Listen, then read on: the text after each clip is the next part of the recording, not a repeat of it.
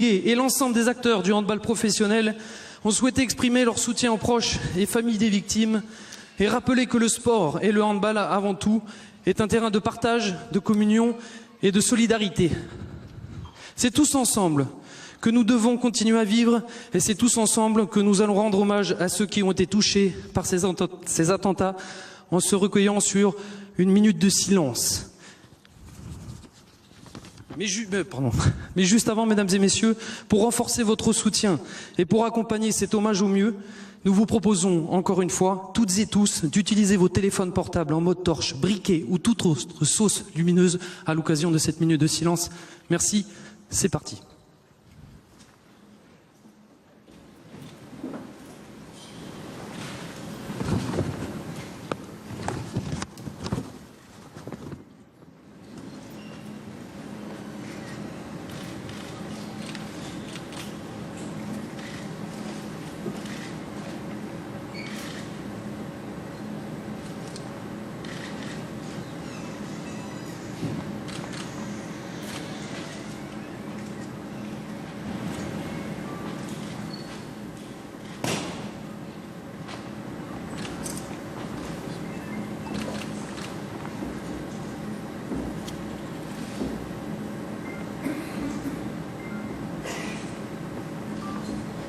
Merci.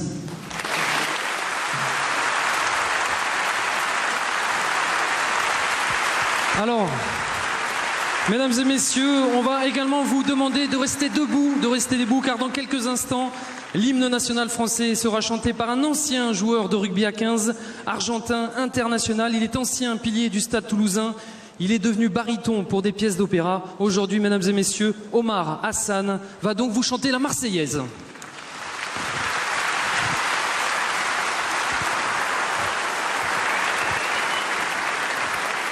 Allons, enfants de la patrie, le jour de gloire est arrivé. Contre nous de la tyrannie, l'étendard sanglant est levé, l'étendard sanglant est levé. Entendez-vous dans les campagnes mugir ces féroces soldats? Ils viennent jusque dans nos bras, égorger vos fils et vos compagnes. Aux armes, citoyens, formez vos bataillons. Marchons, marchons, que sang pur enlève nos sillons. Poignante, cette Marseillaise, reprise par le public du Palais des Sports, chantée de façon admirable, extrêmement émouvante par Omar Hassan, l'ancien pilier des Pumas. L'un des acteurs de la ville désormais, baryton à l'Opéra de Toulouse. Et vous le voyez ce soir avec les applaudissements de Denis Caribagé ou encore d'Imanol Arinordoki qui ont voulu témoigner leur soutien aux 129 morts et 352 blessés dans ces terribles attentats de Paris vendredi dernier.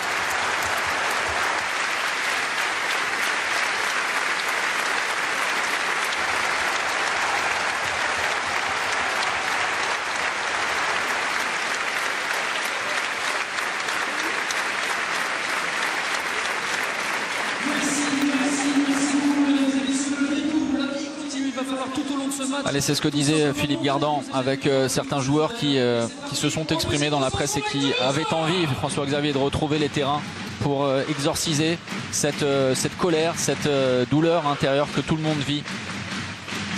Et on va donc se plonger dans ce match avec les compositions.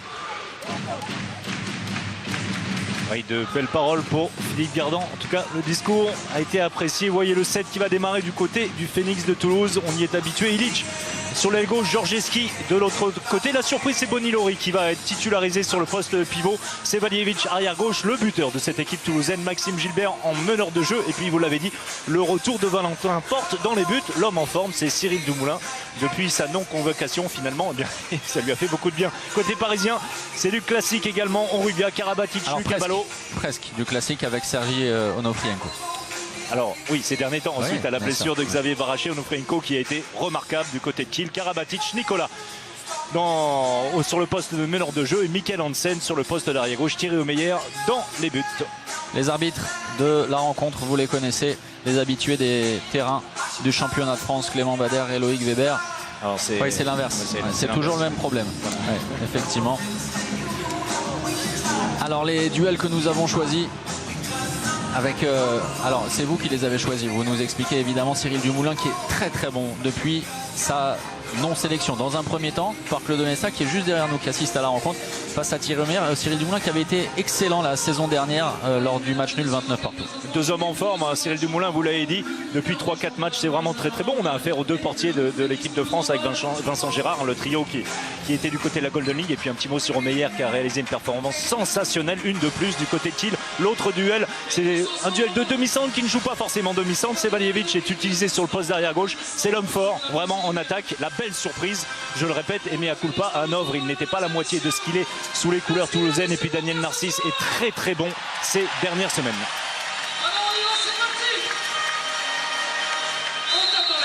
Toulouse, Paris, deux villes meurtries, victimes aujourd'hui et hier de la terreur, balayées par la violence aveugle et unies dans la douleur et l'émotion. Toulouse-Paris, une parenthèse sportive bénéfique et nécessaire ce soir en ouverture d'une 10e journée de D1, loin de la bêtise, de l'ignorance, de la fureur et de la haine.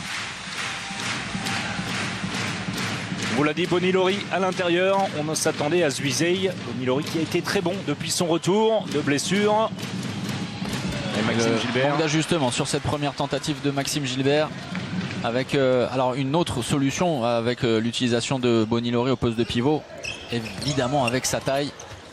On va revenir à la faute, on a essayé d'enchaîner sur fin de montée de balle côté parisien. Il y a un changement, c'est celui entre Molgard et Onofrienko. Daniel Narcisse, on vous a annoncé Michael Hansen sur le poste d'arrière gauche en titulaire. Eh bien non, c'est bien Daniel Narcisse qui va débuter aux côtés de Nicolas. A signalé le retour rapide de Luka Karabatic suite à son problème au niveau du pouce. Onofrienko, le lancement sur Nicolas Karabatic qui est involontaire de Valentin Porte et ballon conservé par le PSG. Les deux équipes qui portent un brassard noir en hommage aux victimes de l'attentat de vendredi, des attentats de vendredi, l'arrêt de Cyril Dumoulin. Et sur la tentative de Nicolas Karabatic, Dumoulin parfaitement fermé. C'est bien la part de Calvel qui pousse son action jusqu'au bout, trouve l'intervalle, réussit à battre, pas simple, entre Nicolas Karabatic et Lucas Ballot venu fermer sur l'action. Calvel qui trouve la solution face à Omeyer. Et le premier but dans cette rencontre inscrit par le Phoenix, ce qui n'a jamais été trop le problème pour le Phoenix concernant les entèmes de match, sauf finalement face à Chambéry. C'est ce que disait Rémi Calvel dans les colonnes de la Dépêche du Midi. C'est sans doute la pire période depuis le début de la saison côté Phoenix. Bien contré, très bien contré, ça va être récupéré par Porte qui va le haut. Énormément de conviction, il a une envie énorme, Valentin Porte, pour inscrire le but du 2-0.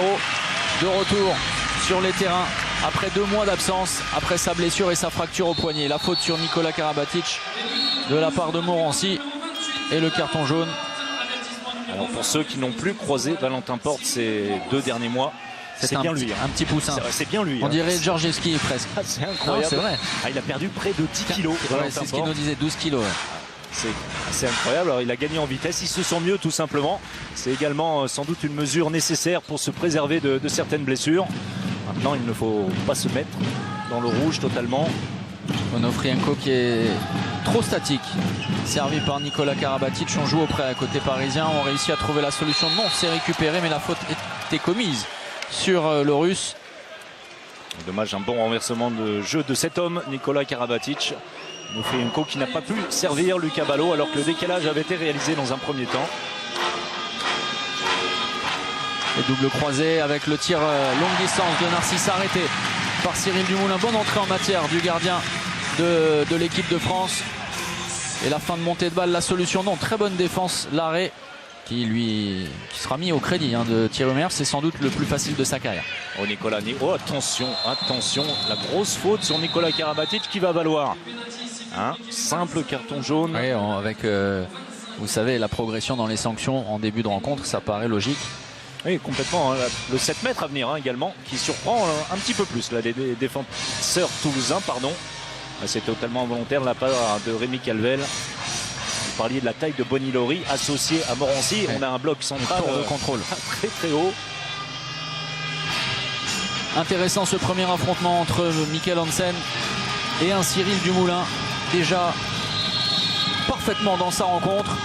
L'ajustement avec le tir à l'opposé du bras de shoot. Il n'est pas loin du tout. Il me semble même qu'il dévie le ballon. Regardez. Et lui offre, vous voyez, il lui offre ce côté-là, son côté droit, Cyril Dumoulin, pour ensuite essayer de jaillir. Mais grâce à la vitesse d'exécution, le coup de poignet de Mikkel Hansen, le Danois réussit à inscrire le premier but de Paris 2-1 pour Toulouse. Mikkel Hansen, vous l'avez vu, strappé au niveau du genou. Problème récurrent depuis bien longtemps, qui s'est réveillé lors de la Golden League. Valentin Porte qui cherche l'intervalle externe. C'est bien fermé par le duo Onrubia-Narcisse. Et puisqu'on disait que le match de dimanche avait été reporté, évidemment, face à Tremblay, ce qui a offert, alors dans un contexte absolument terrible, mais des jours de repos au PSG. Psychologiquement, la chose a été de toute façon très difficile et très fatigante. C'est ce que disait Thierry Omeyer ce matin, cet après-midi, lors de la collation à Daniel Narcisse, qui lui demandait s'il avait réussi à dormir la nuit dernière. Il disait que finalement que non, parce qu'il était resté devant les chaînes d'information en continu pour s'informer, pour se tenir au courant, pour se nourrir de ce qui était en train de se dérouler à nouveau à Saint-Denis, là où habite Patrice Annonay, qui lui aussi était très touché ce matin par la suite de ces événements terribles. C'est Toulouse qui réalise un bon début de partie, en tout cas, qui mène 2-1 pour l'instant, qui contient parfaitement cette attaque parisienne. L'entrée à l'opposé de Samuel Onrubia et l'enclenchement qui débute avec l'accélération, peut-être le 1 contre 1. Et il a toujours trouvé la solution dans ce genre de situation tout au long de sa carrière, ou quasiment presque toujours. Et une fois de plus, alors c'est ce qui a fait également la différence dans les 10 dernières minutes. Akin, on vous a beaucoup parlé de ce match jeudi dernier. Daniel Narcisse a été prépondérant vraiment dans les 10-15 dernières minutes. Là, face à Morancy, il s'est retrouvé isolé, le pauvre défenseur toulousain. Et face à Daniel Narcisse, eh bien, ça ne met pas franchement à l'aise. Le tirage de maillot de Samuel Onrubia, averti par les arbitres.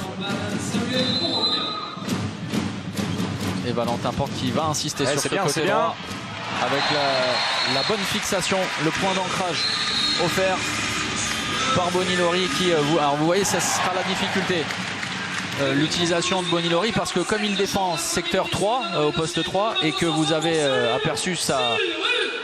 Alors on va laisser l'action se dérouler, c'est très bien joué et Toulouse en profite, mais ce sera peut-être une solution pour Paris, le repli défensif au poste 3. Oui, ça tombe bien, puisque du côté de Paris, on aime jouer les engagements rapides comme à l'instant, et la réussite au bout pour Nikola Karabatic, ou jouer la montée de balle, la contre-attaque quand c'est possible, vraiment à fond. On le voit, c'est une constante depuis le début de la saison. Vous voyez, c'est l'illustration exactement de ce que vous disiez, Thomas. Bonilori qui n'a pas le temps véritablement de se retourner, alors qu'on revient sur cette action bien menée par Valentin Porte, qui décale Georgeski, pas simple de battre Thierry Omeyer avec un angle aussi restreint. Ça fonctionne pas mal pour l'instant, même tactiquement. On a vu ce jeu à deux pivots, Georgeski qui est rentré à l'opposé, et on va essayer de jouer du côté de Bonilori qui a l'avantage de la taille. Sevalevic ne trouve pas de solution. Valentin Porte qui ajuste, Mollegarde, et le tir à l'anche ensuite en deux temps avec énormément de persévérance. C'est très bien joué, on le sentait de toute façon très vif depuis son retour face à Chambéry, et une nouvelle opportunité sur un ballon récupéré et une contre-attaque avec la barre transversale, mais ça souligne l'envie vraiment de Toulouse qui est parfaitement entré dans sa rencontre. 6-3 déjà pour le Phoenix. Alors j'ai envie de vous dire, j'ai horreur de cette expression, pardon, mais je vous le dis quand même, j'ai envie de vous dire qu'ils en gardent pour la fin. Pour l'instant, le début de match est parfait du côté toulousain. On défend bien, on arrive à contrer les tentatives parisiennes dans le bloc central, 2 fois Nikola Karabatic, et on monte le ballon. Et on est efficace, comme on le voit avec nos statisticiens. Regardez, là il y a une vraie différence entre les deux équipes, avec les Parisiens en échec On l'a constaté à l'image de Nikola Karabatic qui n'a pas de solution ici. Et Oh là, la c'est grosse un faute. très La beau grosse service faute. pour son frère Luka qui est mis au sol. Après là aussi un tirage de maillot sévère et alors un choc aussi. Un solide, hein, Bonilori. On a vu, même si là, il a été pris par Luka Karabatic, bien servi par son frère. Il a Grosse déshabillé Luka Karabatic. faute. Les exclusions pour 2 minutes, ça a été l'un des facteurs face à Chambéry.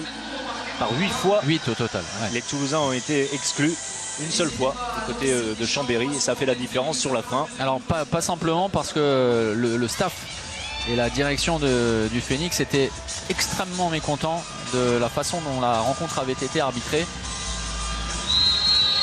Michael Hansen deuxième face à Dumoulin, le même, en tout cas la même feinte, la même préparation, sauf que cette fois le tir, l'impact est un petit peu plus haut en lucarne. Ouais, parce que regardez, Cyril Dumoulin dans le même esprit est allé lui offrir ce poteau là, ce côté droit, mais sauf qu'ensuite Michael Hansen avait enregistré l'information pour aller l'ajuster. Avec sa variété de tir, c'est extrêmement compliqué de s'ajuster côté gardien.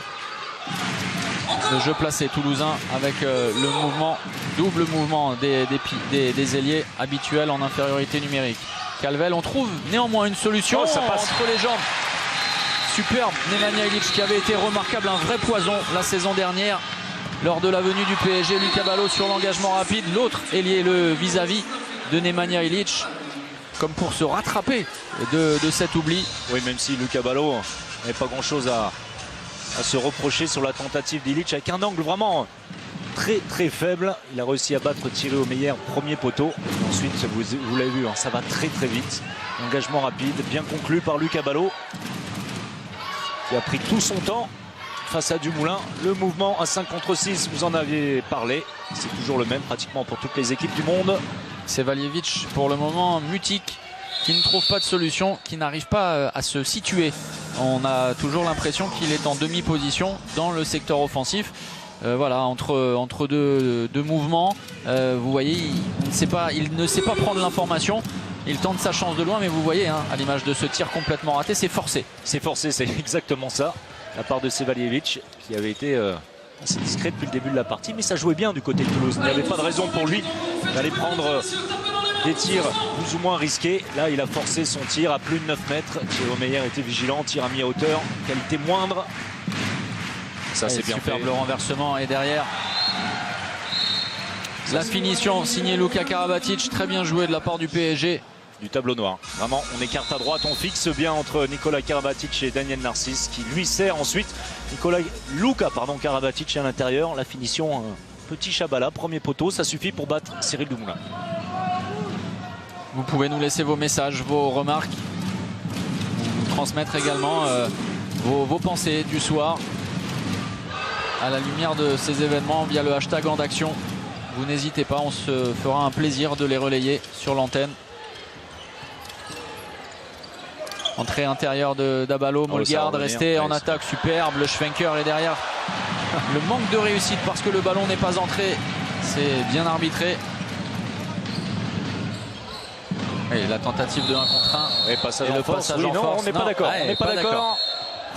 C'est l'arbitre de centre qui a raison. Celui qui siffle le plus fort. Voilà. Oui, d'ailleurs, il s'est imposé hein, en remettant le sifflet à la bouche. C'est peut-être dû à la morphologie. En tout cas, il y est, hein, passage en force. C'est bien défendu, bien provoqué de la part de Daniel Narcisse. Donc c'est bien arbitré. Oui, tout à fait. Hein. Enfin, en tout cas, je suis de l'avis de monsieur Weber. Monsieur Bader, d'ailleurs. Bah oui, non mais parce que vous ne savez plus vous y retrouver après le début. Avec toute une série de croisés, c'est ce qu'on voit très souvent côté parisien, avec à la finition une nouvelle fois le couple Karabatic, Nicolas pour Luka. Finition impeccable. Et Paris revient à hauteur des Toulousains. Beaucoup de buts dans ce début de partie. 14 alors qu'on on est dans la 12e minute maintenant. Alors pas étonnant pour le PSG, première attaque du championnat. Zuizey sur le poste de pivot. On en a fini l'expérience Bonilori, en tout cas pour l'instant. Et il est servi aussitôt. Zwiezey, c'est bien fait. Une nouvelle fois, c'est Valentin Porte qui trouve son pivot à l'intérieur. Alors, est-ce qu'on laisse jouer, oui ou non? Il y a Daniel Narcisse au sol, à l'opposé. Voilà, c'est bien. Ça aussi, vous voyez, c'est un bon choix. Les deux arbitres qui, dans un premier temps, ont laissé l'action se développer, la volonté d'engagement rapide. Ensuite, comme rien ne se développait, on est revenu au cas de Daniel Narcisse. Et on a perçu les velléités défensives du Phoenix sur les engagements rapides du PSG avec un Maxime Gilbert en dissuasion pour monter dans le secteur intérieur pour empêcher justement les situations de se développer et surtout à travers celle obtenue par Nicolas Karabatic. Oui, puisque pour l'instant on trouve des solutions à côté parisien. Alors on s'attarde sur Daniel Narcisse, on l'a vu au ralenti, un coup involontaire de la part de Zwiezey, mais le coup était bel et bien là. Regardez l'œil de Daniel Narcisse. Vous l'avez dit, le jeu rapide parisien, pour l'instant, c'est ce qui fonctionne le mieux en attaque placée. On ne va pas dire qu'on est en difficulté, surtout sur les dernières attaques, mais les Toulousains ont bien répondu présent au début de partie. Même si là, on a changé le duo du bloc central, plus Bonilori. Morancy est associé à Calvel. Ouais, avec un changement tactique quelque peu, parce qu'on le voit, un Calvel beaucoup plus en dissuasion, qui monte beaucoup plus haut. Oui, je disais Maxime Gilbert, c'est Rémi Calvel évidemment sur l'engagement rapide précédent. Karabatic, Hansen, Onofrienko à longue distance avec ce tir coin long qui trompe et qui prend à contre-pied Cyril Dumoulin pour l'égalisation à 8 partout. C'est très propre de la part de l'Ukrainien qui trouve un tir au sol, un rebond coin long. Après le bon travail de fixation, Nicolas Karabatic en puissance, on en a l'habitude, en percussion. Oh, il est passé, Sevalievich, ce sera un 7 mètres. On est d'accord, Caballo ne conteste absolument pas. Il était assez largement en zone, le 7 mètres. Eh bien, regardez, Sevalievich, passage de bras. Et Lucas Ballot qui vient fermer, oui, mais en coupant un petit peu le fromage. Il est dans l'orange, en l'occurrence, au meilleur face à un spécialiste. Et Nemanja Ilić. Oui, je vous le disais, qui avait été excellent la saison dernière face au PSG. Grand artisan du match nul, 29 partout. On se souvient de la performance de Cyril Dumoulin, auteur de 15 arrêts. Lui avait inscrit 8 buts, un de mieux que Jérôme Fernandez, qui avait été vraiment taille patron ce soir-là. Paris qui a toujours eu du mal ces dernières années lors de sa venue ici au Palais des Sports face au Phoenix. Et Toulouse qui est suffisamment agressif sans se désolidariser, ça c'est essentiel sur une défense 0-6. Le ballon sera récupéré par les Toulousains. Elle est trop difficile, ça va être récupéré par les Parisiens. Cette tentative de jeu rapide pour Ilić. Oui, mais en tout cas ça défend à la limite du marché. Alors pas à la limite, mais voilà.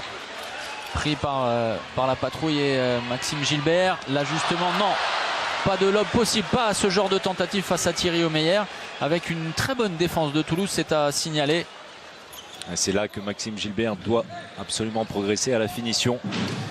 Il avait manqué sa première tentative, c'était d'ailleurs la première tentative de la partie. Et là, il a cogité face à Thierry Omeyer. Alors ce n'est pas le seul, on va lui accorder ça. Il a tellement cogité qu'il a essayé finalement un genre de Chabal à lob qui n'en était plus un.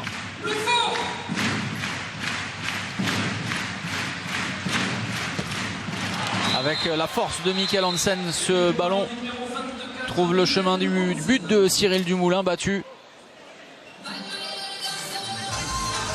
Oui, Rémi Calvel qui met du temps à sortir. Regardez, il ne sait plus quoi faire. Le ballon qui reste un petit peu dans la main.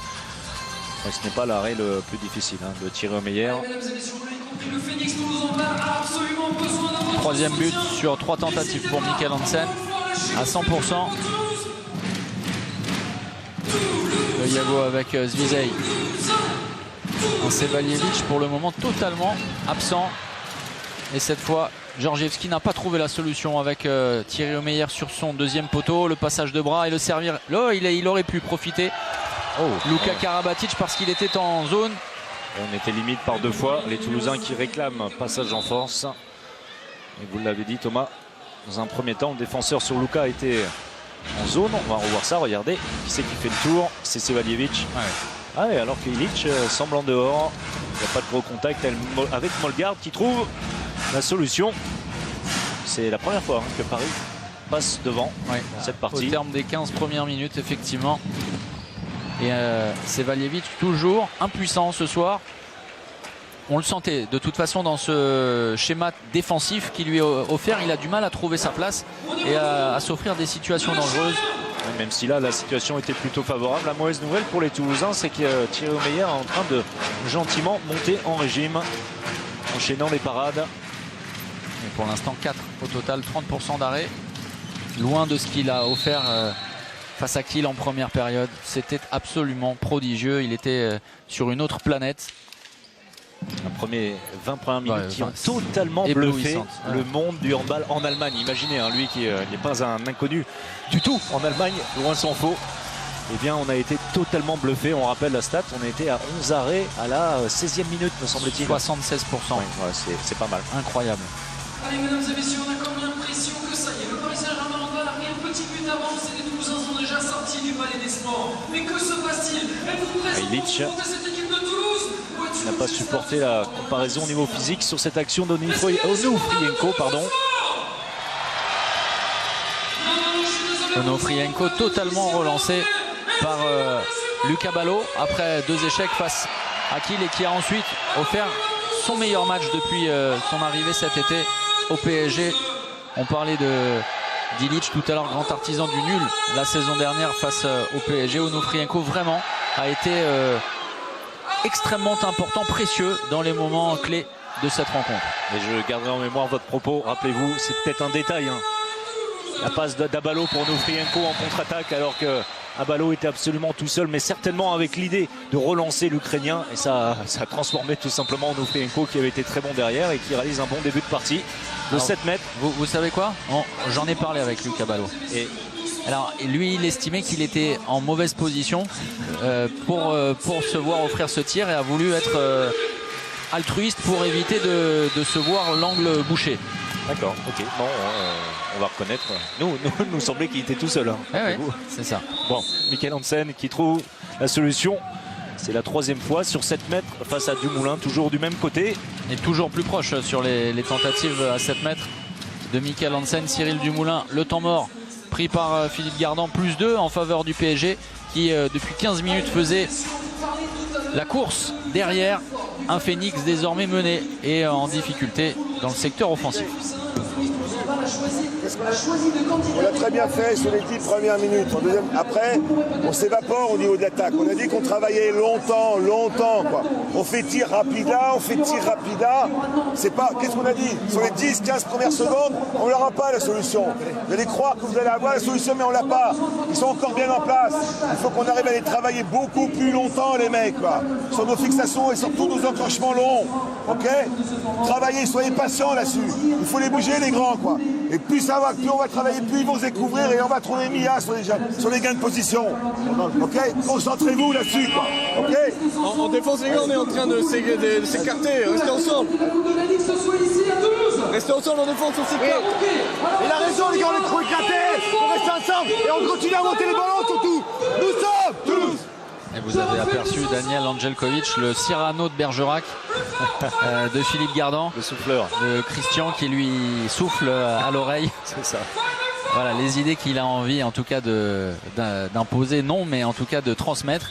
Et on a entendu Philippe Gardan, oui, on va revenir sur ce temps mort, mais forcément le visage conquérant et offensif du Phoenix en tout début de rencontre n'est plus tout à fait le même. Oui, le cœur de son propos, c'est tout simplement travailler longtemps, plus longtemps, alors qu'on veut trouver la solution rapidement face à des Parisiens. Ce n'est pas forcément conseillé. Ça a plutôt bien fonctionné. Et on trouve Zuizé, eh bien l'illustration. C'est exactement ce qu'a demandé Philippe Gardan, travailler autour, mobiliser, faire se déplacer les grands gabarits parisiens pour aller chercher Mia Zuizé à l'intérieur. Et la double sanction, c'est l'exclusion temporaire pour 2 minutes de Luka Karabatic. Alors, on vient d'apercevoir quelque chose d'important.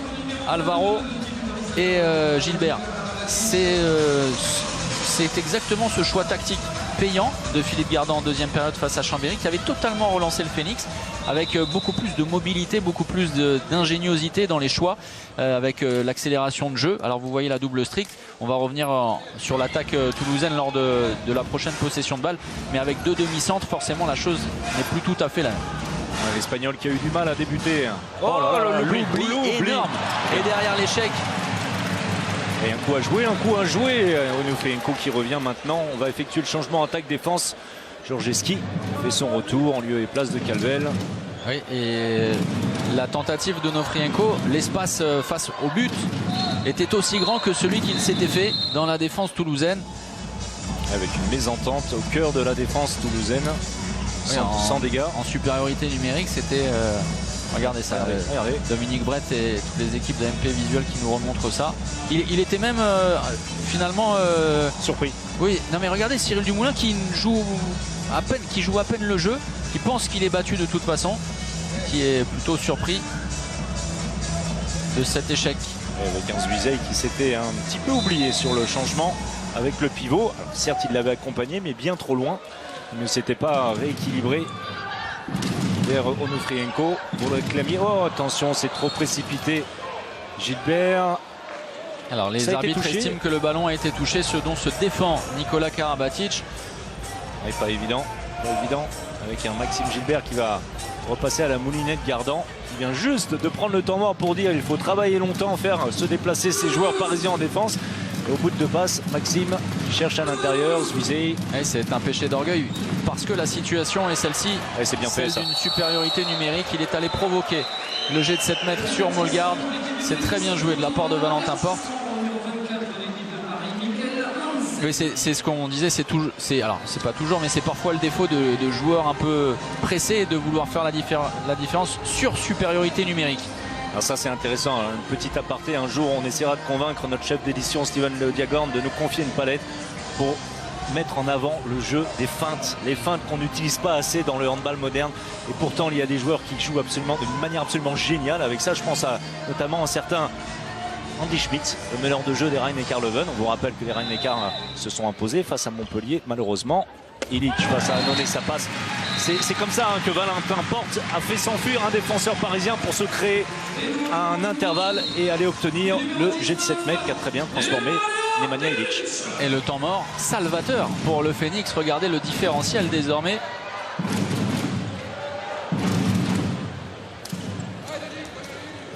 Alors il y a un petit problème entre l'écran et la table de marque parce que dans le Palais des Sports, le score indique 13-11. Alors, on va se mettre d'accord. Les Parisiens toujours en infériorité numérique pour quelques secondes encore. On va essayer d'aller au bout. Et regardez, c'est ce que Luka Karabatic est en train d'indiquer à la table. Alors on va peut-être le voir juste avant de rentrer, c'est ce qu'il a indiqué. C'est bon, ça a été corrigé. Ça a été corrigé. Le bras levé, Nikola Karabatic en puissance. Et pourtant on aurait dû être vigilant, on aurait dû savoir que dans ce genre de circonstances, le bras levé, Nikola Karabatic sur ce mouvement déclenche. Le contre n'était pas présent, Dumoulin avait anticipé, mais vous l'avez dit, la puissance de Nicolas fait la différence. On va retrouver Alvaro associé à Gilbert, plus de Sevalievic, et puis le retour de Valentin Porte. Oui, on va avoir énormément de mouvements à l'image de cet enclenchement. Regardez le double croisé avec Alvaro. Pas de solution côté gauche. Retour intérieur. Ça défend très bien, ça coulisse côté PSG. Le jeu sans ballon. Quel arrêt de Thierry Omeyer sur Valentin Porte parce qu'il avait été complètement oublié dans l'intervalle externe derrière la montée de balle. Et l'arrêt de Wesley Pardin. Allez, Illich. Non, pas de faute. Oui.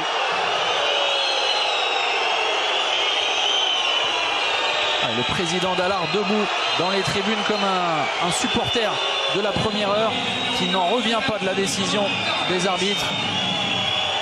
Il semblait qu'il y avait un tout petit contact de Mikkel Hansen sur Nemanja Illich. Les Parisiens, regardez. Alors, sous cet angle, c'est assez difficile de voir l'importance du contact, mais il y a contact. Et vous le savez, dans ce genre de situation, en contre-attaque, regardez. Oui. Alors ça ne paraît pas grand-chose, mais ça se passe à toute vitesse. Illich n'est pas le plus massif des joueurs toulousains sur le terrain. Effectivement. De la réussite pour Alvaro pour réduire le score à une longueur d'écart entre le PSG et Toulouse.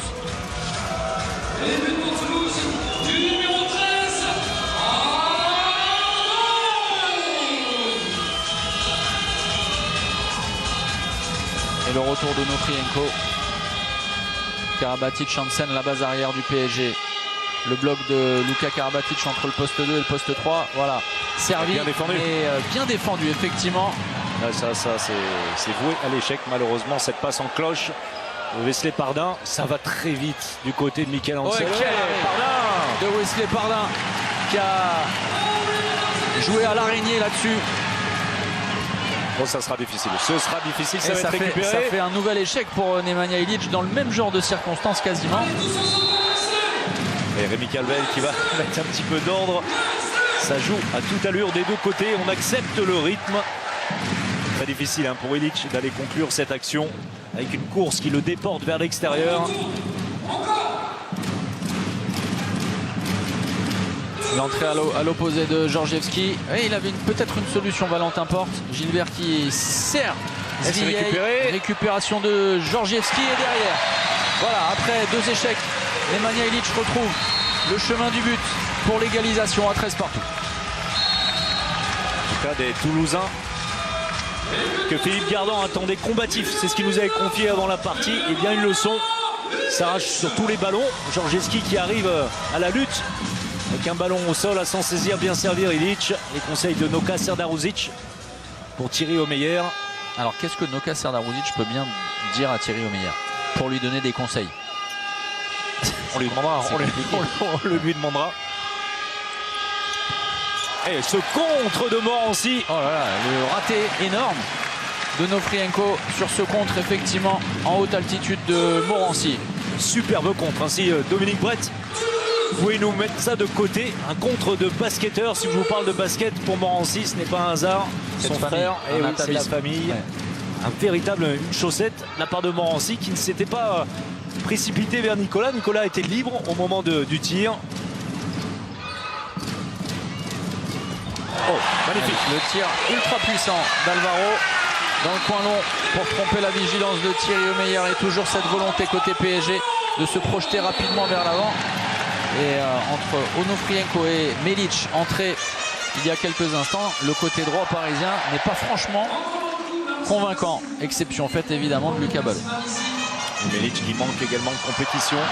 Quelqu'un sur qui ne compte pas forcément Noka Serdaruzic. Encore 6 minutes à jouer dans cette première période. Et à l'image du début de rencontre, le Phoenix en tête. Et un Zvijej qui a vraiment offert un nouveau visage à cette attaque toulousaine. C'est vrai que Bonilori en début de rencontre avait un peu de difficulté.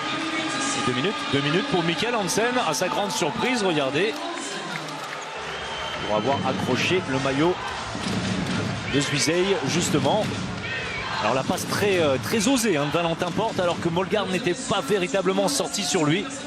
Zvijej qui s'en saisit, qui trompe Thierry Omeyer. Et une nouvelle supériorité numérique pour les Toulousains.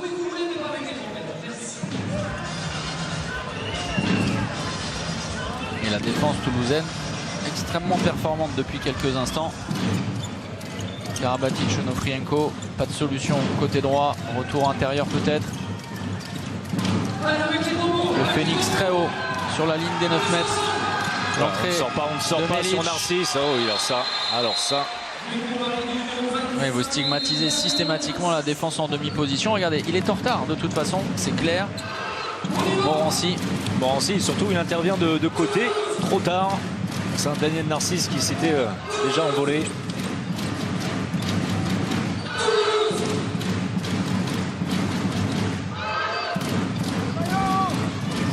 6 contre 5, la supériorité numérique pour les Toulousains. Regardez l'activité des Parisiens. Un joueur de moins. Solution, ouais, c'est compliqué ça pour Alvaro. C'est très compliqué. Ce sera un 7 mètres. En zone, estimé par les arbitres de Daniel Narcisse. On va le revoir au ralenti. Oui, le pied gauche. Ah oui. Bien vu. Avec un Alvaro qui était engagé dans une situation délicate. On vous parlait d'Imanol Arinordoki, présent ce soir. Une belle moustache en ce mois de novembre pour soutenir la lutte contre les cancers masculins à travers le Movember. Énormément de joueurs du Phoenix également se sont lancés dans ce mois de novembre avec Nemanja Ilić. Voilà. Il y a Pierre Ixchel également. Et puis Rémi Calvel, lui, a coupé tout ça et il estimait qu'il n'était pas assez beau gosse. Zuizey aussi. Mais c'est une habitude. C'est plus compliqué. Méli. Les Parisiens, toujours à 5 contre 6. Vous voyez, pour une petite trentaine de secondes encore. Prend en strict Nikola Karabatic, c'est Nemanja Ilic qui s'y colle. Et puisqu'on parlait d'Emmanuel Henri-Nordoki, on le retrouvera sur les antennes de beIN Sport samedi en Coupe d'Europe face à Oyonnax. Et ballon perdu, c'est récupéré par Valentin Porte. La faute. Et la solution avec Valentin Porte à l'opposé, et il n'a pas voulu. Ouais, c'est sévère. Alvaro, oui, c'est très sévère, effectivement. On va revenir, c'était en amont. Ouais. C'était au moment de la récupération, la perte de balle parisienne, la récupération par Valentin Porte. Daniel Narcisse qui était au contact, qui, alors, pour le coup, me semble-t-il, on va certainement revoir tout ça, ne pouvait pas se désolidariser de l'action. Donc ça paraît sévère. Et on parlait de Toulouse qui n'a pas été épargné par les 2 minutes lors du match face à Chambéry. 8 exclusions temporaires au total. Pour Paris, ça commence à faire beaucoup et c'est ce qui explique en partie, évidemment, on va saluer la bonne tenue de la défense du Phoenix, mais cet écart et cette avance de 2 buts. Surtout que ce sont des exclusions qui sont intervenues dans les 10 dernières minutes de cette première période. Belle anticipation de Onrubia. La solution avec ce ballon à rebond retour intérieur, Samuel Onrubia qui va provoquer les 2 minutes peut-être. J'allais dire c'est bien défendu, apparemment non. Alors ce sera un 7 mètres. Ouais, non, pas de sanction supplémentaire.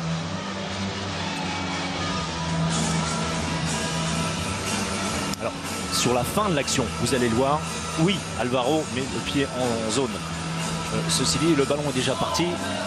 Oui, mais on a l'impression que c'est Zuizey qui vient sur le bras de Samuel Onrubia. D'accord.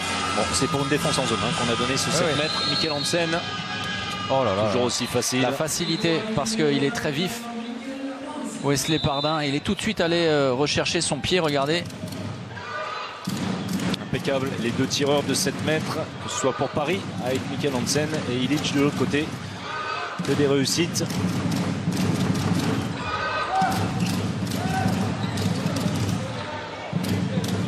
Encore 1 minute 16 à évoluer en infériorité numérique côté PSG. Et on va insister dans le secteur intérieur. Non, pas de but parce que c'est un marché qui est signalé contre Alvaro. Alors la faute avait été commise par Paris, le ballon conservé par le Phoenix. On parlait de samedi rugby sur beIN Sport. Samedi handball également avec un horaire inhabituel pour la réception de Kiel. Rendez-vous à 20h45. Et pour le début de la partie. Le coup d'envoi. Et 20h30 pour la prise d'antenne avec la confirmation attendue pour le PSG. Avec Kiel, pour vous donner quelques nouvelles de Bundesliga, qui s'est bien repris, qui a battu Hambourg dans un match marqué, on vous en parlera demain. Soyez présents avec nous pour en action, marqué par un fait de jeu qui n'arrive pas tous les jours, un carton rouge au bout de 35 secondes, caissé par les Hambourgeois. Et puis qui dispute un match de championnat également ce soir du côté de Wetzlar. Wetzlar qui est 4e, tout juste devant le THW Kiel, l'équipe de Guillaume Joly, qui réalise un grand début de Bundesliga. Et Wetzlar solidaire des événements tragiques à Paris avec une affiche magnifique, très émouvante. Et c'est bien fait, c'est attention, grosse faute, grosse faute de Nikola Karabatic sur son partenaire en équipe de France. Il va tout de suite lui présenter ses excuses. Alors c'était dans le mouvement de la part de Nikola Karabatic, mais ça a largement perturbé, c'est le moins qu'on puisse dire, Valentin Porte. Ça l'a même balancé par terre. Et la deuxième exclusion déjà, comme face à Kiel. Alors ce qui est remarquable en amont, c'est la série de dribbles très bas d'Ilic, qui va vite aller porter le ballon de l'autre côté. Calvel qui libère parfaitement, et là, contact assez important. Le 7 mètres indiscutable, on va retrouver Ilic et les 2 minutes. Attention, double Paris, supériorité numérique pendant 21 secondes après cette tentative et ce nouveau jet de 7 mètres au-dessus des bras de Thierry Omeyer. Pour l'instant tout va bien côté Phoenix, plus 2 à 1 minute 45 du terme de cette première période et surtout double supériorité numérique. Alors le choix tactique est clair, une simple stricte, celle de Nemanja Ilic sur Michael Hansen. Le retour de Daniel Narcisse, infériorité numérique simple. Et regardez l'intention de Mikkel Hansen de se projeter vers l'avant. Et Narcisse qu'on serait bien inspiré côté toulousain de peut-être de marquer un petit, Oui, un petit alors, peu. oh là là, Et voilà. Zvizdej, mais c'était tellement évident. Ah oui, enfin bon, bref, même si on n'a pas le temps du côté de Philippe Gardan de le dire, les joueurs doivent prendre l'information. On a Onofrienko et Narcisse de libre sur la base arrière. Sur qui doit-on se concentrer? Vous savez ce que ça nous rappelle, la défense de Bouyin dans les derniers instants face au PSG. Oui, qui avait été terrible dans les 10 dernières minutes par 3 fois. Bouyin qui n'avait pas eu le temps de sortir. Alfred Gislason qui n'avait pas fait ce choix d'ailleurs, alors qu'il avait encore des ressources pour la défense. Et Bouyin qui cherche toujours Daniel Narcisse côté de la Sparkassen Arena. À Toulouse de bien terminer cette première période. Était un petit peu moins bien. On a encaissé un but en double infériorité numérique, en double supériorité numérique si on se place du côté de Toulouse. Allez, mesdames et messieurs, si vous souhaitez que le Phoenix Toulouse Handball gagne ce soir, en tapant tous ensemble. Allez, on joue. La dernière minute. Et attention à cette balle un peu derrière pour Valentin Porte. Retour avec Gilbert, plein centre et la récupération. Ah, c'est récupéré. Avec de la chance. Mia Zvizdej, non, le ballon sera rendu aux Parisiens. Et Paris va conserver sans doute jusqu'au terme de cette première période le ballon. Que de précipitation sur cette tentative de jeu entre Maxime Gilbert et Zvizdej à l'intérieur. Attention, un ballon qui peut être important, hein, on le sait dans les fins de matchs difficiles côté Toulouse.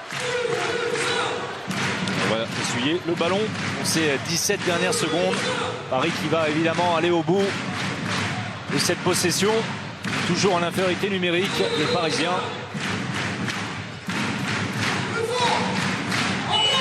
Et le temps mort. Le temps mort pris par Noka Serdaruzic. Et on va écouter Noka Serdaruzic, on va tendre l'oreille. Restez bien debout, mesdames et messieurs, c'est plus facile pour crier. C'est plus facile pour flasher. On va refaire ce qu'on a fait. Naš bal voor rechts, kom. Eerst doe kruisjes via Mikkel. Il va falloir le faire pour vous. Croisé à gauche, Kempa pour là. Troisième pour toi,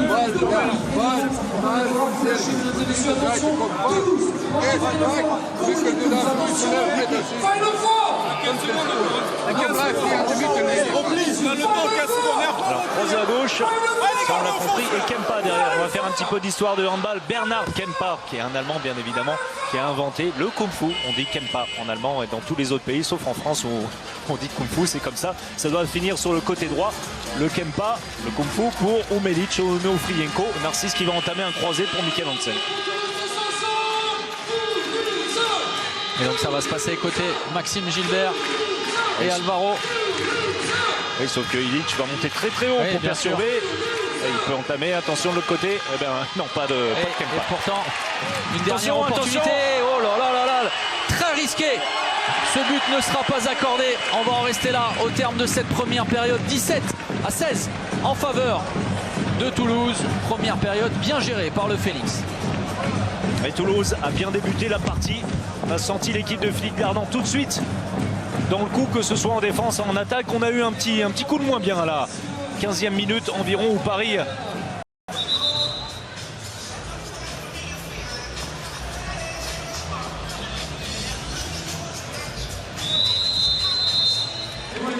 La deuxième période au Palais des Sports est un avantage d'un but en faveur du Phoenix après une première période plutôt bien menée. Mais vous le savez, le principal défaut du Phoenix, c'est la conclusion. Le match est encore long et Toulouse aura à cœur de rester le plus longtemps possible dans le match pour enfin mettre un terme à cette petite malédiction.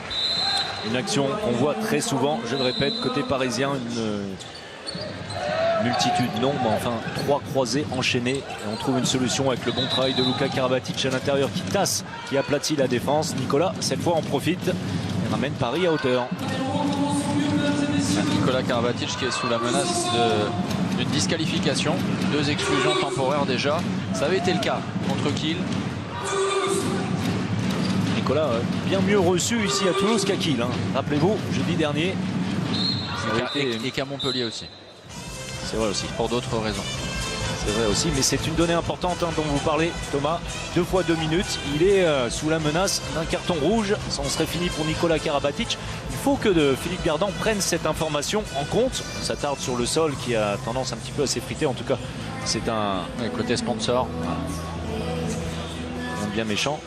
Non, mais ça peut gêner la vision d'un gardien, c'est vrai. Et puis les déplacements également pour éviter de se prendre les pieds dans le tapis. Bien, Thierry Meyer va... Et si vous avez du bricolage à faire chez vous, n'hésitez pas.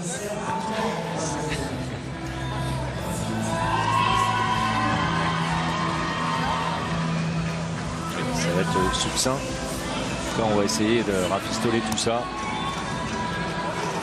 Ah oui, vous pouvez compter sur Thierry Meyer pour peaufiner les derniers détails. Pas question qu'il soit perturbé par quoi que ce soit. Les yeux d'Onoka Serdarovic. Bon, c'était le retour, lui, à Kiel, ancien grand entraîneur du TAV. Celui qui a fait de Kiel l'équipe qu'elle est désormais. Alvaro Sevaljevic lâche le ballon côté Valentin Porte. Le renversement. Changement de position. Sevaljevic au poste de demi-centre. Pas de solution, pas de mouvement, le bras élevé. Et très peu d'angle. Et obligé de forcer au premier poteau, mais alors beaucoup trop. C'est difficile même pour un Ilic. Narcisse en fin de contre-attaque. Pardin. Solide. Wesley Pardin qui est venu Allez. fouetter le ballon avec l'avant-bras droit. Et derrière, Georgievski va ajuster Thierry Omeyer. Georgievski qui s'était bien projeté, qui avait pris de vitesse Samuel Onrubia en anticipant la contre-attaque. Finition parfaite de l'ancien joueur du Métallurgue Skopje. Et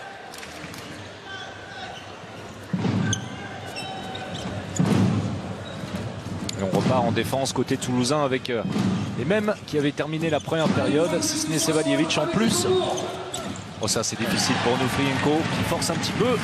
Qui est à l'image de sa saison. Alors forcément il y a ce match face à Kiel. Mais sinon l'ensemble de ses performances est plutôt médiocre.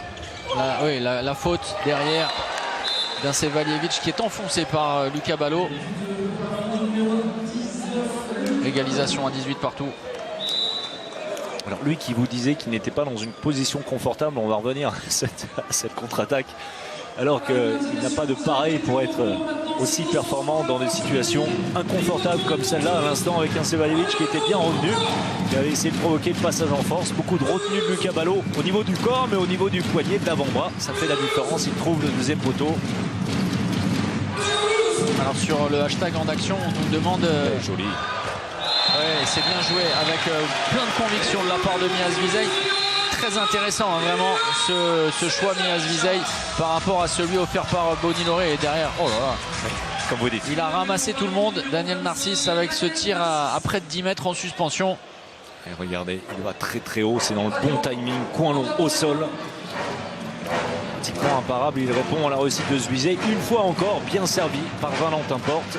Oui, le point sur la feuille de match de Montpellier face à Nantes et l'histoire de Toubi, vous le savez. On s'est bien fait ça, on va suivre. Très bon décalage, la finition d'Ilic. Et c'est bien joué de la part de Toulouse. Écoutez, pas d'infos de mon côté. On n'a pas encore statué, a priori, sur la réclamation posée par Nantes. Ça va très vite de l'autre côté. Le 7 mètres obtenu par Luka Karabatic. On va suivre ça, évidemment. Vous vous rappelez de cette situation où un joueur, en l'occurrence, Alakara Mesteki, avait joué pour Montpellier en première période alors qu'il n'était pas inscrit sur la feuille de match et qu'on avait déjà 14 noms. Ensuite, la feuille de match avait été quelque peu modifiée. Esteki pouvait jouer en deuxième, eh bien, il n'a pas joué. Voilà. Mais, sauf que Esteki, il avait marqué un but, il avait obtenu un 7 mètres et qu'on se rappelle que cette partie s'était terminée par un score d'égalité. On a revu au ralenti le très beau travail préparatoire de Daniel Narcisse pour ensuite servir son pivot pour obtenir le jet de 7 mètres. Et derrière, la réussite toujours de Mikkel Hansen.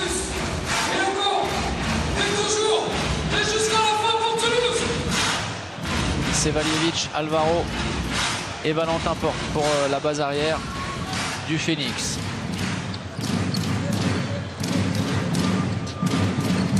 Alvaro qui depuis son entrée a stabilisé l'attaque toulousaine.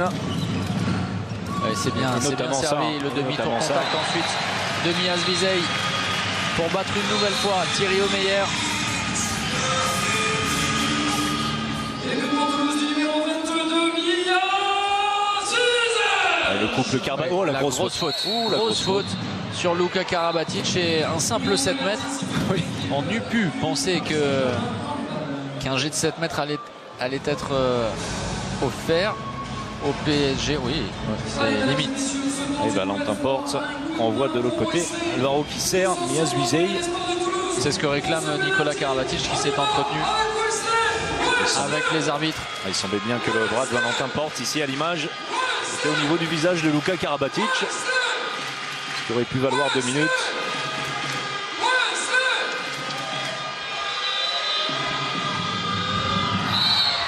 Voilà, c'est un Mikkel Hansen impavide face aux éructations du speaker qui a invité Wesley Pardin à s'illustrer. Une question intéressante qui nous avait été posée par un téléspectateur. Quid de la saison prochaine pour les 7 mètres lorsqu'on voit la réussite, l'insolente réussite de Mikkel Hansen. On sait qu'un certain Wegensheimer est également un spécialiste. Et encore une fois, on trouve Vizey. Formidable, Mias Vizey. Ça va vite. Qui livre une prestation de choix. Et derrière l'oubli à l'opposé côté Henrik Molgaard. Et alors si Toulouse réussit à gérer ces situations d'engagement rapide, le Phoenix ne sera pas très loin de la vérité, parce que c'est vraiment là où le bas blesse pour le moment. Sauf que sur l'engagement rapide, c'est une vague parisienne, vraiment. On y va à 6 très très vite. Le bon choix de Daniel Narcisse pour trouver Molgaard à l'opposé, avec un Illich qui était pris de vitesse. Beaucoup de buts, beaucoup de buts. Ça ne doit pas forcément plaire au couple Staffan Olsson, Luka Serdar-Rosic. 22 buts encaissés par les Parisiens en 36 minutes bientôt. Attention, Molgaard. Valentin Porte les 2 minutes. Alors oui, mais ça peut paraître sévère lorsqu'on se rappelle que Luka Karabatic a été balancé. Effectivement. Alors là c'est flagrant, c'est vrai que le bras droit de Molgaard est visible. Enfin celui tout à l'heure de Valentin sur Luka Karabatic l'était également. Et désabusé, Staffan Olsson et Luka Serdar-Rosic, pour les mêmes raisons que vous venez de souligner. C'est vrai qu'ils ont l'impression que l'arbitrage n'est pas en leur faveur ce soir. Et qu'on est très sensible aux fautes parisiennes. C'était la 5e exclusion déjà dans ce match. On a des Parisiens un petit peu quand même, on va pas dire en difficulté, mais en défense, qui se laissent avoir, si l'on peut dire, par ses passes. La passe sautée derrière au premier poteau, Nemanja Illich à la conclusion. Et nouvel avantage en faveur du Phoenix. Lucas Ballot pris par la vitesse de cette passe. Illich impeccable, premier poteau, tir à la hanche de Thierry Omeyer. Et le passage au poste de pivot de Samuel Onrubia, il y avait une solution. Lucas Ballot est allé provoquer les 2 minutes et le jet de 7 mètres. Alors vous réclamiez une espèce de justesse, en tout cas un aménagement des fautes parisiennes. C'est bien joué de la part de Lucas Ballot, tout le métier et la vitesse, l'explosivité. Et alors là où c'est encore mieux joué, c'est qu'il voit le regard de Sevalievich qui anticipe sur un retour intérieur de Lucas Ballot. Oui, ensuite ça va très vite, il laisse traîner le bras, on ne sait jamais, si on se le fait accrocher il y a 7 mètres et 2 minutes, c'est exactement ce qui s'est passé. Et que ce soit Cyril Dumoulin ou Wesley Pardin, aucun gardien toulousain ne parvient à trouver la solution face à Mikkel Hansen et ses jets de 7 mètres. Quelle élasticité, quelle facilité, quelle décontraction au niveau musculaire, au niveau du bras pour Mikkel Hansen. La défense très haute du PSG avec énormément d'espace à égalité numérique, mais à 5 joueurs de champ.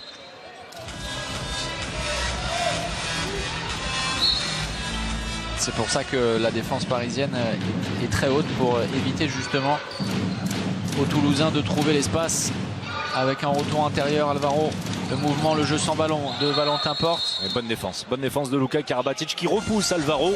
Alvaro qui se trompe à 5 contre 5 avec beaucoup d'espace. Et le bras est levé. Et évidemment, attention à la solution. Et c'est récupéré. Maxime Gilbert qui trouve la solution, non. Parce que Nemanja Ilić avait anticipé. Ballon récupéré par les Parisiens. Ilić face à Karabatic. Attention aux espaces.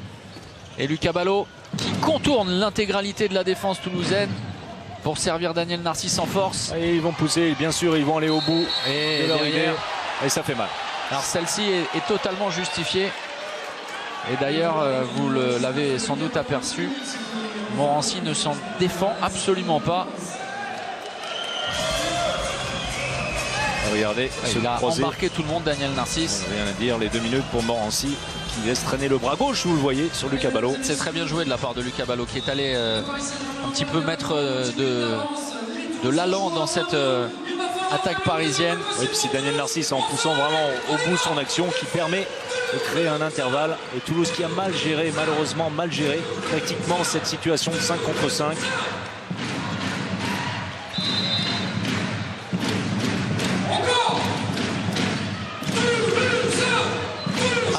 Attention au Phoenix avec cette double supériorité numérique côté PSG. Et proposer des solutions, Georgeski est rentré, il n'y a plus que Valentin Porte. Et c'est très bien joué de la part de Valentin Porte. Le point rageur levé dans une situation compliquée, il est parvenu à trouver la solution. Et derrière, Wesley Pardin vient fermer face à Luka Karabatic. Pardin efficace de près, on l'a dit. Luka bien servi une nouvelle fois par son frère. On avait oublié de prendre en charge le pivot parisien. Pardin fait la différence ensuite. Et une double infériorité pour le moment parfaitement gérée côté Phoenix qui a à nouveau un ballon de plus avec Georgievski dans le secteur intérieur qui va tenter de se faire une place au cœur de la défense parisienne. On va insister avec ce tir raté. C'est trop difficile pour Alvaro qui force en espérant qu'on lui donne un 9 mètres. La relance parfaite de Thierry Meyer. Et derrière, le décalage est trouvé avec Lucas Ballot qui tombe sur Wesley Pardin. Chaleur Wesley Pardin depuis quelques instants. Très bon depuis son entrée en jeu. De près, toujours de près. Pardin efficace avec un Lucas Ballot qui avait alors tout le temps du monde pour ouvrir son angle, essayer de passer le ballon entre les jambes du portier toulousain. Wesley Pardin qui avait offert une place à Cyril Dumoulin pour la Golden League, blessé lors d'un échauffement, blessé au pouce. Et juste un petit mot sur le duo, ce n'est pas simple quand même d'avoir 2 gardiens internationaux qui se disputent une place toujours dans le groupe de l'équipe de France. Et Cyril Dumoulin qui nous disait que ça se passait très bien, vraiment les relations entre Pardin et Dumoulin sont constructives. Ouais, c'est bien joué de la part de Daniel Narcisse. Et attention, 2 minutes à venir pour Georgeski, très certainement, vous voyez. Alors Paris ne pourra plus se plaindre des sanctions consécutives côté Phoenix avec depuis 8 minutes 3 exclusions temporaires. Et Toulousains qui allaient récupérer leur 6e homme. Eh bien, écoutez, allier la faute, bien sûr. Allier la faute, même si c'était avant la réception du ballon. Un tirage de maillot, un tirage de Luka Karabatic entièrement. Et en tout cas, l'arbitrage est assez cohérent. De toute façon, ça c'est certain. Toulousain une nouvelle fois 5 contre 6. Daniel Narcisse qui reste dans ce rôle de défenseur avancé en 1-5 à distance respectable d'Alvaro. Tente de combiner sur ce Yago avec des défenseurs parisiens très hauts. Samuel Rubia sur Sevalievich et une nouvelle fois à longue distance. Cette fois Thierry Omeyer s'impose face à Valentin Porte. Un tir un peu moins percutant que précédemment. Oui, même si Valentin avait réussi à mettre de la vitesse au niveau des jambes. Thierry Omeyer avait parfaitement anticipé. C'est exactement ce qu'on souhaitait du côté de Paris, amener un joueur dans le bloc central. On prend le contre d'un côté, libérant l'autre. De l'autre, il y a Thierry Omeyer. Le bras peut-être levé. Un paradoxe en supériorité numérique. Daniel Narcisse qui est pris. Belle défense par Sevalievich qui a jailli.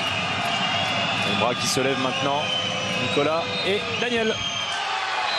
Et mais alors, on est allé insister à nouveau sur Sevalievich. Il a défendu une première fois et derrière, regardez, il est en retard de façon un peu nonchalante pour se replacer dans le secteur intérieur. C'est tout le métier des deux internationaux français également. Pour savoir qu'on avait la possibilité encore d'effectuer une ou deux passes. Attention à ces passes, ces transmissions. On va revenir à la faute. Attention, Paris qui prend 2 buts d'avance. On est à un moment clé de cette partie avec les Toulousains. On l'a dit, pénalisés de nombreuses fois en ce début de seconde période. Alvaro une nouvelle fois ne trouve pas la solution, ce qui va sans doute permettre, regardez, 10 secondes encore au 6e Toulousain de revenir parmi les siens. Valentin Porte dans le trafic. Non. Avec la faute de Mollegaard. Alors on va revoir tout ça. Il semble bien que Valentin était allé chercher ce genre de choses. Oui, mais on ne va pas on va présumer de rien. Là c'est très sévère. Oui, ah oui, évidemment. Alors Valentin en déséquilibre, hein, malgré tout, qui amplifie un petit peu le mouvement. On vous l'a dit, il a perdu une quinzaine de kilos. Donc face au Viking Henrik Mollegaard. Oh, Sevalievich, on l'a vu, pas en réussite pour l'instant. Pas du tout inspiré. Sevalievich, est une opportunité pour Lucas Ballot. Oui, qui tombe une nouvelle fois sur Wesley Pardin. Et les Toulousains ne récupèrent pas le ballon. C'est Paris qui va avoir une nouvelle opportunité sur le jeu placé. Pas sûr, hein. Georgeski qui s'était battu pour récupérer le ballon avant qu'il ne sorte. Alors on voit cette interception, l'anticipation de Lucas Ballot qui une nouvelle fois va chercher entre les jambes de Pardin, sauf que Pardin est bien présent. La récupération, on ne l'aura pas, le ballon perdu par Paris. Et bonne défense avec au diapason Wesley Pardin, pour le moment le stabilisateur de cette défense du Phoenix. Et un manque de réussite toujours en attaque. Sevalievich, il avait l'opportunité dans l'intervalle externe, mais alors vraiment peu inspiré. Et voilà, c'est le fruit également de tous ces échecs jusque-là. Sevalievich qui n'a toujours pas marqué. C'est rare cette saison.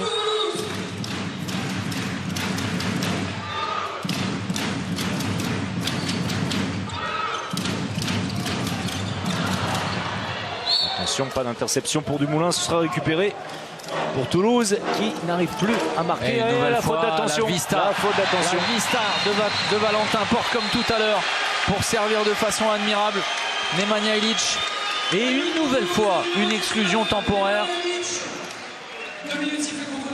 Mais celle-ci semble logique contre Lucas Ballot. Lucas Ballot pris un petit peu. Manque de concentration. Ensuite il a contact sur Ilić avec, vous allez le voir, le coude. Oui, rien à dire au niveau de la hanche. Bien vu de monsieur Loïc Weber. 2 minutes pour Lucas Ballot. Les Parisiens qui vont évoluer en double infériorité numérique.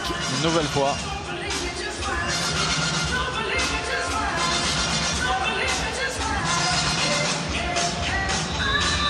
Et on parlait du coup de coude de Lucas Ballot. Là on a ça devait venir. Le coup de coude. Benoît Kounkoud, ballon en main pour dynamiser l'attaque parisienne. Et Kounkoud et Onrubia. Attention, un peu nonchalant là-dessus. Benoît Kounkoud, Samuel Onrubia. Voilà. Nicolas.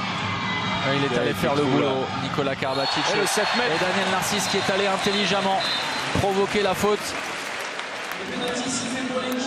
C'est bien fait de la part de Nicolas. Et qui, alors, c'est ce que demande Daniel Narcisse, qui aurait pu valoir 2 minutes là aussi. Oui, on n'en est pas loin du tout. Touché alors qu'il est absolument tout seul, qu'il va vers le but. Ilić qui s'excuse tout de suite. Dumoulin de retour pour ce jet de 7 mètres.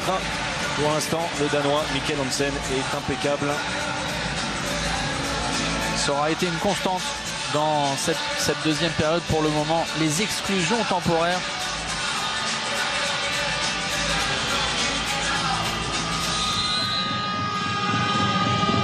Rien à faire. C'est un classique de Mikkel Hansen face à Cyril Dumoulin. Toujours cette feinte côté bras. Ensuite, on se désaxe à l'opposé. Regardez, pour ouvrir son angle. Et on prend de vitesse tout simplement avec, vous parlez de cette élasticité, ce coup d'avant-bras. Alors on nous demande sur le hashtag en action si Mikkel Hansen a raté un jet de 7 mètres depuis le début de la saison. Oui, en Ligue des Champions, ça c'est certain, on s'en souvient. En championnat, on va rechercher ça. Alors on n'a pas vu tous les matchs du PSG non plus. Voilà. Et on va chercher la stat pour attention. demain, on vous la donnera. Et Nicolas qui alors a pris un Deux coup. hommes à terre. Je crois que c'est de la part de son frère sur le déplacement. Ouais, les frères Karabatic au sol avec le premier but dans la rencontre de Sevaljevic. Et but pour Toulouse, du numéro 2, Vasco Sevaljevic. Allez, ça va aller pour Nicolas. Le chemin qui s'est tout d'un coup ouvert pour Sevaljevic. Regardez. Oui, Oui, c'est ça. Hein. ouais, c'est ça, c'est Lucas. Là, le oui, coude. avec le coup de coude. Ouais. Ah bah voilà. Encore une fois.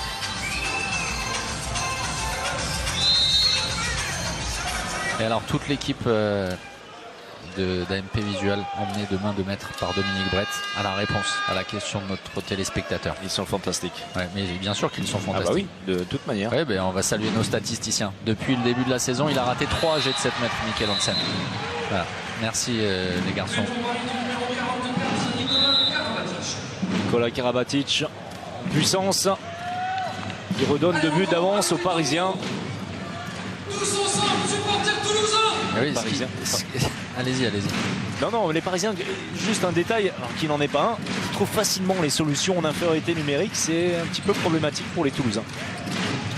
Et ce qui fait dire à un de nos téléspectateurs, est-ce qu'il y aura un moment dans la partie avec les deux équipes au complet sur le terrain? Oui. Ouais, c'est vrai que depuis, Ouais, depuis le début de la deuxième période, c'est ce que je disais, c'est une constante. Avec Alvaro, le meilleur défenseur sur son coéquipier, Nemanja Ilić sur le coup. L'Espagnol qui n'a pas arrêté sa course, bien aidé par la défense parisienne, ce qui a totalement empêché Nemanja Ilić d'aller vers le but. Et une nouvelle perte de balle pour les Toulousains. Ça commence à faire beaucoup. Et vous parliez de moments de tournant peut-être dans cette rencontre. En voilà un deuxième, clairement, parce que Paris a un ballon de +3. Avec les deux équipes à nouveau à égalité numérique. Et pour l'instant, vous le voyez avec cette nouvelle statistique, c'est vraiment dans les pertes de balles qu'il faut trouver l'écart de but de pivot avec Benoît Kounkoud pour le travail. Côté gauche de l'attaque parisienne, le 1 contre 1, Sevaljevic endormi une nouvelle fois par Daniel Narcisse. Alors j'allais dire, il s'en sort pas trop mal, Sevaljevic. Eh bien non, il y aura un 7 mètres en faveur des Parisiens, pris par le 1 contre 1. Regardez comme si vous y étiez. La faute, elle est de Zuizé, qui lui est bel et bien en zone. Encore une fois, bien vu de la part de nos deux arbitres. Un 7 mètres à venir. 3, alors 3 manqués en LNH, hein, on est Ouais. d'accord. Ouais. C'est correct. Sur le nombre de jets de 7 mètres pris par le Danois, c'est même assez prodigieux. Et un Mikkel Hansen qui en est désormais. Alors on voit Mikkel Hansen et le temps mort tout de suite hein, sur l'engagement posé par Philippe Gardin, on l'écoute. Les mecs, on se fait endormir complètement. Quoi. On se fait endormir en supériorité numérique, on se fait endormir en infériorité. On se fait endormir par cette putain de faux rythme, quoi. Ils sont là, ils nous dribblent, et tout d'un coup on change. Et vous dormez, bordel, quoi. Donc réagissez un petit peu là. Là, il faut mettre un coup de fouet maintenant, quoi. Ok? Et pour ça, il faut encore une fois qu'on joue avec des grandes courses, du mouvement et vers le but, pas du mouvement vers les tribunes, les mecs. D'accord? On les a les encochagements pour ça. Donc on le fait, quoi. Max, Alvaro, mettez-moi ça en bord de marche, ok? Allez. Nous sommes Toulouse. Dans la tourmente face à Chambéry, au cœur d'une première période complètement ratée. Philippe Gardin avait pris cette option avec ses deux demi-centres. On l'a entendu, alors très mécontent évidemment par le manque de mouvement proposé par son attaque. Alvaro et Maxime Gilbert vont retrouver le terrain avec un Sevaljevic malgré son but qui est aux abonnés absents ce soir clairement, qui ne pèse pas sur l'attaque toulousaine et le président d'Allard circonspect. Et le problème c'est également ça, on n'a pas de tireur de loin du côté de Toulouse. Sevaljevic, un seul but sur 5 tentatives. Oui, la tentative de Kung Fu, c'est bien vu de la part de Benoît Kounkoud, qui, ne vous y trompez pas, est grand. Il est grand, il n'est pas petit du tout, Benoît Kounkoud, comme on pourrait le penser. On va appeler ça un Kung Fu. C'est un kung-fu empêché par Benoît Kounkoud. D'accord. En tout cas, bien vigilant sur le coup, Benoît. Et c'est Valjevic qui ne marque pas de loin. Valentin qui réalise un bon match, alors dans un rôle qu'on lui connaît, à la passe, de loin, à travers, ça c'est correct. Et puis de demi-centre, un peu en délicatesse, pardon, Alvaro. Et la sortie vers les tribunes. superbe de Valentin Port dans le bon tempo. Et derrière Georgievski. Il va vite, hein. Il va très vite. Nikola Karabatic qui était à sa hauteur au milieu du terrain. Et il a lâché le ballon là aussi, dans le geste juste. Nicolas Karabatic pour éviter le passage en force et servir Samuel Onrubia. Puis surtout la prise d'information. Alors on peut lui faire confiance à Nikola Karabatic. Il connaît suffisamment bien le handball. Rappelez-vous, c'est Georgievski qui a marqué sur la contre-attaque. De quel côté part sur l'engagement rapide Nikola Karabatic? Eh bien, de son côté gauche à lui, là même où il manque Georgievski sur le repli défensif. Il sert directement Samuel Onrubia. Alors on n'aura peut-être pas le même score à l'arrivée que le match de Coupe de la Ligue entre Créteil et le PSG. Mais en tout cas, on est sur des standards très hauts avec un Nikola Karabatic qui accroît le score et qui en plus va provoquer une nouvelle fois l'exclusion temporaire pour 2 minutes d'un Toulousain. Et c'est Alvaro qui va rejoindre le banc et ses partenaires et offrir une nouvelle opportunité à Paris de creuser l'écart. Compliqué en ce moment pour le Phoenix. 31-27, encore 12 minutes à jouer.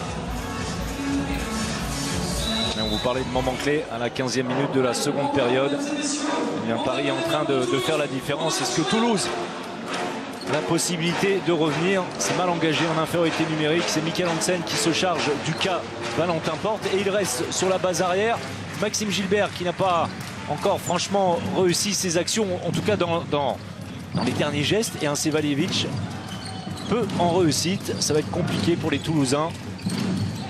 Alors on nous demande, Michael Hansen, c'est 3 sur 46. Voilà. Alors non, on a encore mieux parce qu'on a Dominique Brett qui vient de nous dire 52 sur 55 à 7 mètres. 52 buts sur 55 tentatives. Ah, avec le match en cours. Ok, moi j'étais d'accord, bien sûr.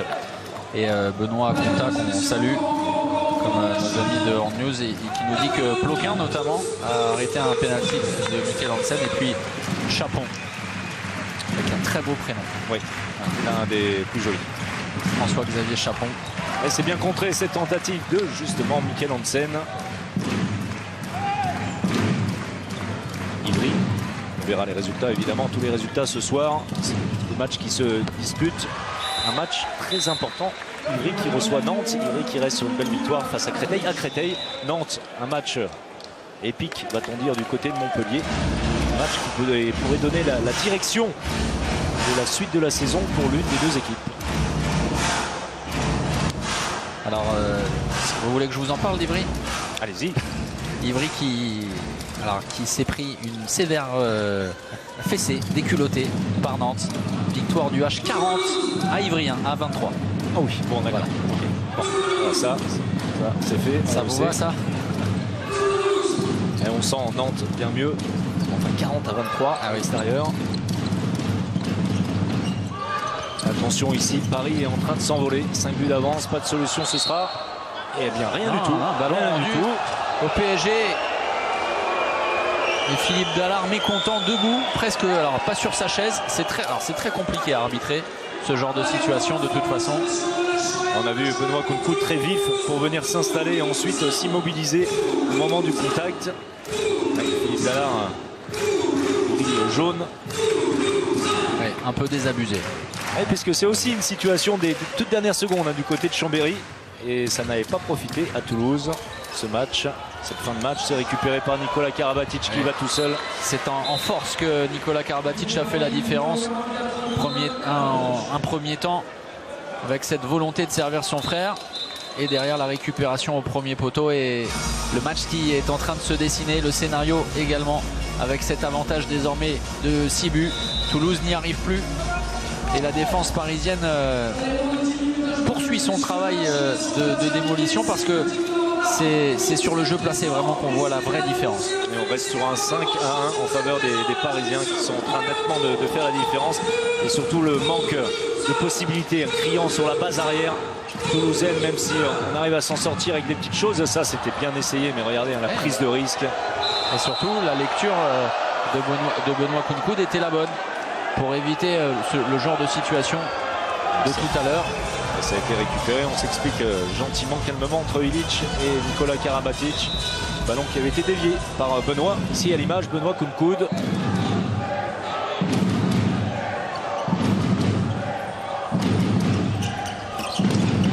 L'arrêt facile de Thierry Omeyer sur la tentative de Gilbert. Oui, la faute volontaire en tout cas, c'est certain, le demi-centre du Phoenix. Excès d'engagement. Surpris, mais il ne se plaint pas. Regardez le temps qu'il se retourne. Eh bien, on lui a piqué le ballon. Ça, c'est plutôt bien fait. Maxime Gilbert. Et en difficulté, on l'a dit, beaucoup de pertes de balles pour Maxime. Alors, vous êtes assis ou pas? Oui. Vous voulez la stat du soir, puisqu'on parlait de la victoire de Nantes. Vous voulez savoir combien Valero Rivera a inscrit de buts? Allez, 17. 16. Oh, pas loin. 16 buts inscrits par Valero Rivera à 89% de réussite.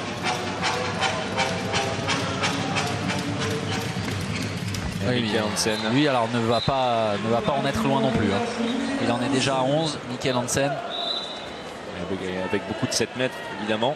A vu peu déclenché, 11 sur 13. 85%, c'est un petit peu moins bien que Valero Rivera. On a des joueurs d'exception en LNH, qu'on en soit conscient. Des joueurs que nous envie petit à petit la Bundesliga qui est en train de se vider des, vous savez, pas trop cette expression, mais des superstars. On a vraiment beaucoup de chance.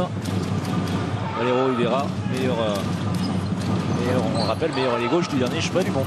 L'option prise tactique par Philippe Gardin avec deux pivots, Bonilori et Zvizej. La récupération de balle de Nikola Karabatic peut-être sur Sevaljevic qui réussit à servir son pivot.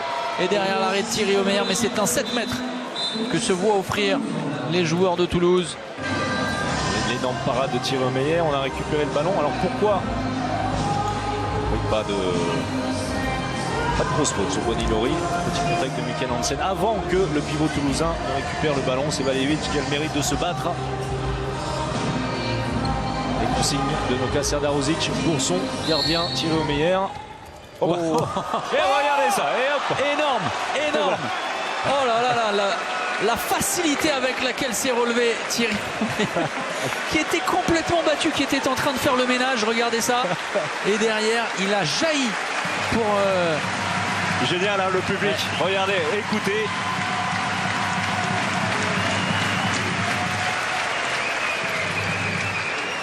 Vraiment emballé par ce public qui sait apprécier. On vous rappelle que Thierry Omeyer a 39 ans quand même. Hein. Voilà. C'est ça.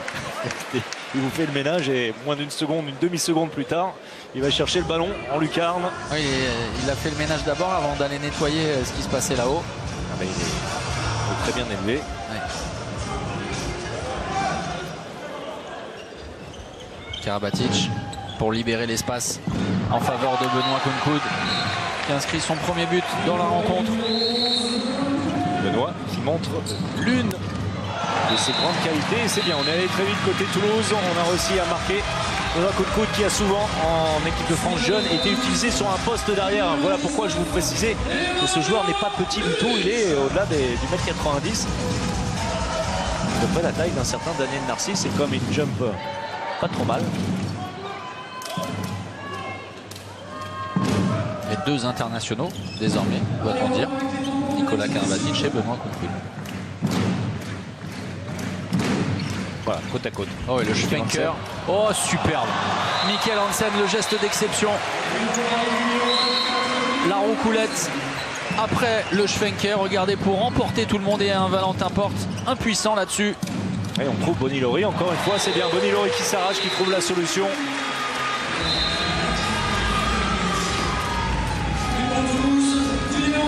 Mais il y a encore 7 buts d'avance pour le PSG.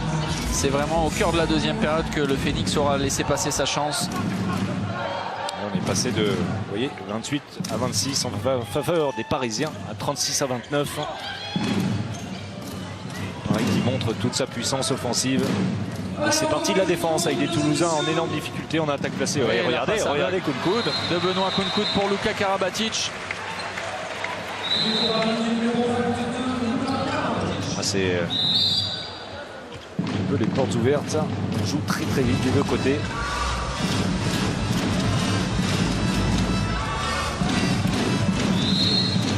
Morancy en discussion avec Philippe Gardan sur le comportement défensif. Lui ne discute pas trop, hein, Morancy. Hein. Voilà. C'est un monologue. Voilà. Là, Philippe Gardan qui va recadrer effectivement son joueur pour les errements défensifs trop criants. Ouais, c'est compliqué malgré la feinte. Et regardez Valentin Porte aussitôt qui demande le changement. Il a beaucoup donné. Là, c'est bien défendu hein, de la part de Nikola Karabatic qui tombe pas dans la feinte et qui vient fermer pratiquement avec son corps. Et il insiste Valentin Porte parce qu'il a les mollets qui sont en train de siffler. Benoît Coude et Pardin une nouvelle fois de près.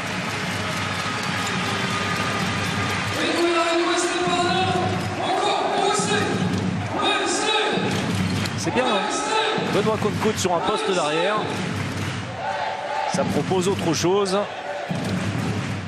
En l'absence, on le rappelle et on le salue, de Xavier Baraché.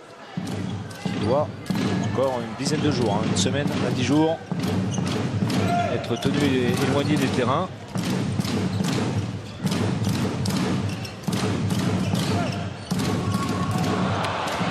Tentative de passe à l'intérieur, c'est intercepté par la défense parisienne. Tranquillement à sa main le PSG, oui. Oui, mais alors là, oui, c'est sûr que si vous ne sortez pas sur Karabatic, Bonnie Lori écrasé par, regardez, par Luka Karabatic, ce qui permet à Nicolas tranquillement, très tranquillement, d'aller marquer. Le temps mort posé par Philippe Gardan.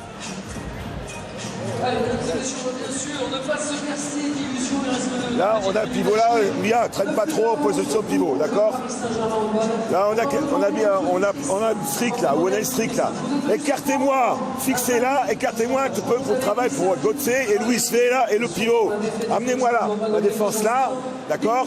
Faut qu'on arrive avec Louis Fay, il faut que tu arrives à jouer après là, dans ce secteur là. Ne venez pas là, on reste écarté là. Vasco, t'es où? T'as compris? Tu travailles là, et Louis Fay, il faut que tu arrives en course là. Et travailler avec Mia ou Bonny si c'est Bonny, d'accord?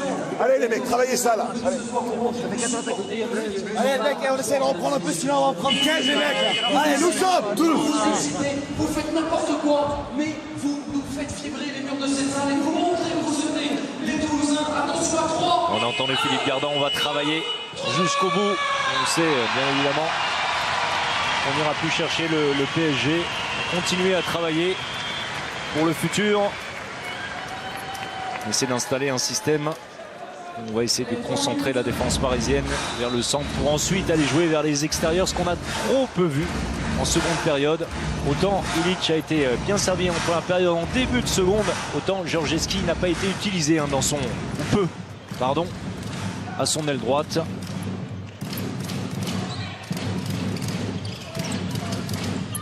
Pas de solution pour les Toulousains. C'est vraiment la constante dans cette deuxième période. Plus que 2 minutes 30 à jouer. Et l'addition va être sévère à l'arrivée. Côté Phoenix. Et Bonny Lori, la solution majeure, ça aurait été à l'intérieur pour les Toulousains. Face à Patrice Annonay. Entré dans ces derniers instants après la très bonne performance de Thierry Omeyer, auteur de 13 arrêts à 31% d'efficacité. Wesley Pardin lui a été très convaincant, 13 arrêts également, un peu plus d'efficacité, 35, mais bien impuissant face parfois aux espaces laissés vacants. Et Benoît Coude encore, ouais, le ballon perdu par Nikola Karabatic, une possibilité à gauche, elle n'est pas très bien donnée, ça va suffire pour Ilic. Et l'arrêt, bien voilà, de Patrice Annonay qui, dans ce rôle-là, dans ce registre, est toujours très, très performant. Dans un rôle qui n'est pas toujours évident, c'est vrai. On peut compter sur la fidélité. Allez, une nouvelle fois Annonay face à Zvizej, le Slovène qui trouve la solution. Et pour adoucir l'écart, mais c'est vraiment de façon anecdotique.